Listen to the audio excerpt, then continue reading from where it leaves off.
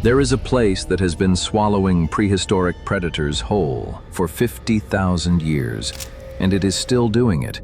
Under it, the largest predator die-off this continent has ever recorded. Every major species gone inside the same few centuries. Not one meteor, not one war, something else nobody agreed on for decades. Los Angeles sits on top of it. Asphalt seeps up through cracks in a public park, and every so often, it still traps something. Under that same asphalt, over 3 million bones. One event, one single collapse that took out almost every large predator in North America, and for a long time, nobody could agree on why. Start with the wolf, because everyone thinks they already know it. In early 2025, a biotech company announced they had brought the dire wolf back from extinction. Headlines ran with it.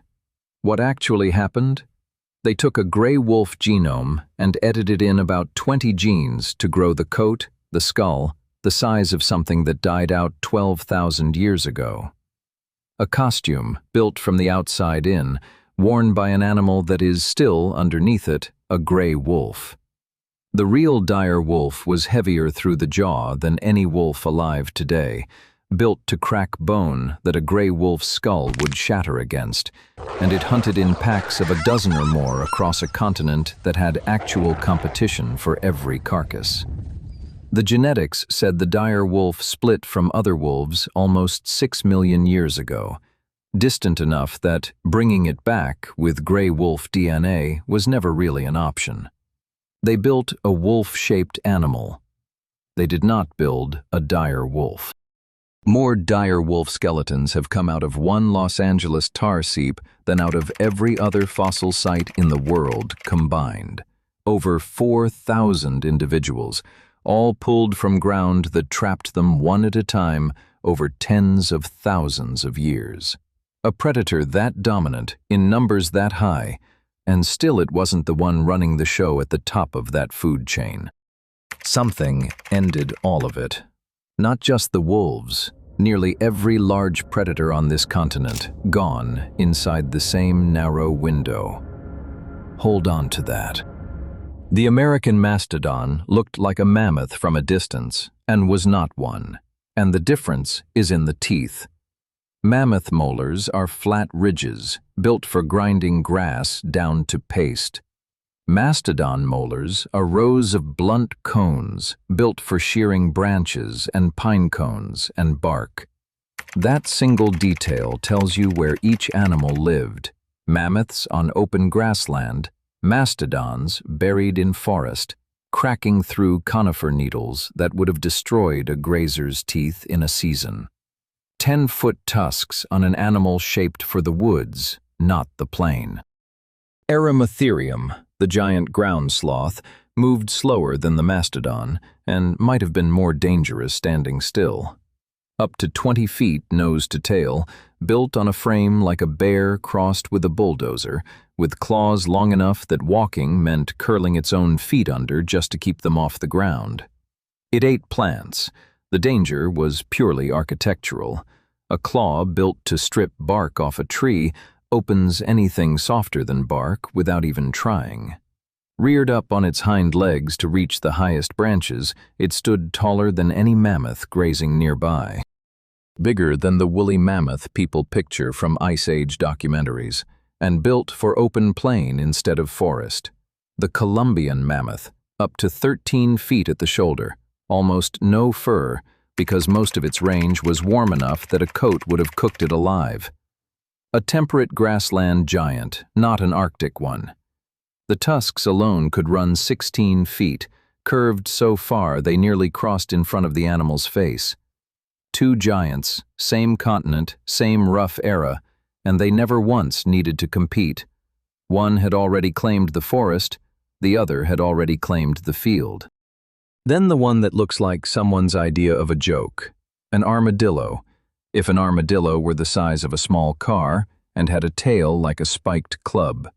Glyptodon's shell wasn't loose plates.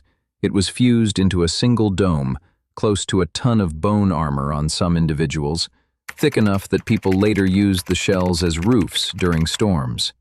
A tale that could crack that same shell open on arrival, delivered by something that otherwise looked like it was built entirely to be left alone. 10,000 years, two apex predators, the same hunting ground. And the chemistry finally on record says they left each other alone the entire time.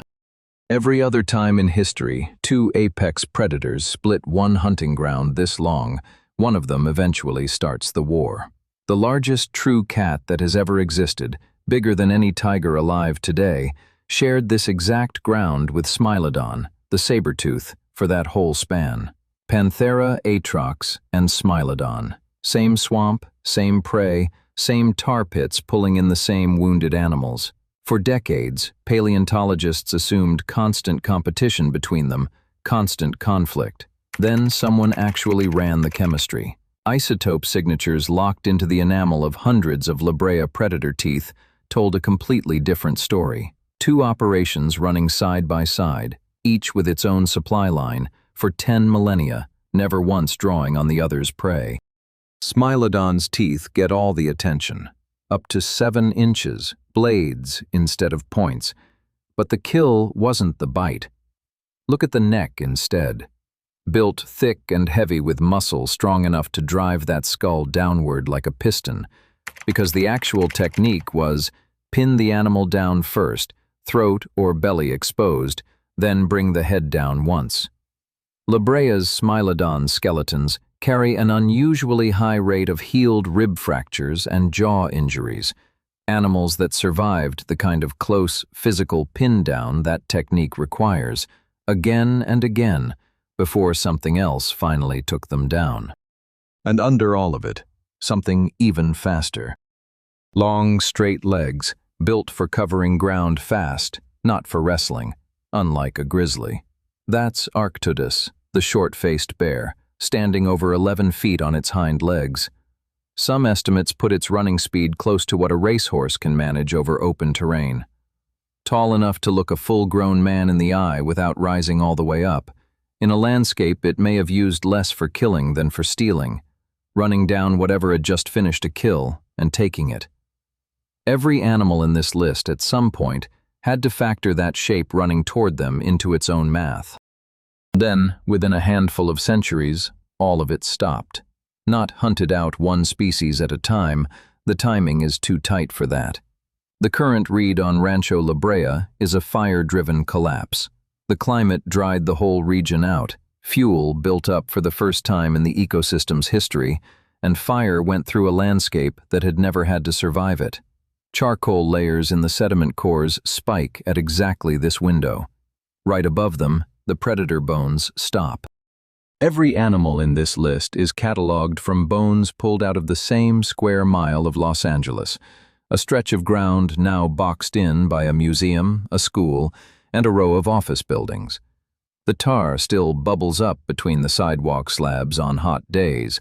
Excavators are still down there right now, still pulling new specimens out of pits that have been worked continuously since 1913, over a century of digging, and the count of individual animals recovered keeps climbing every field season.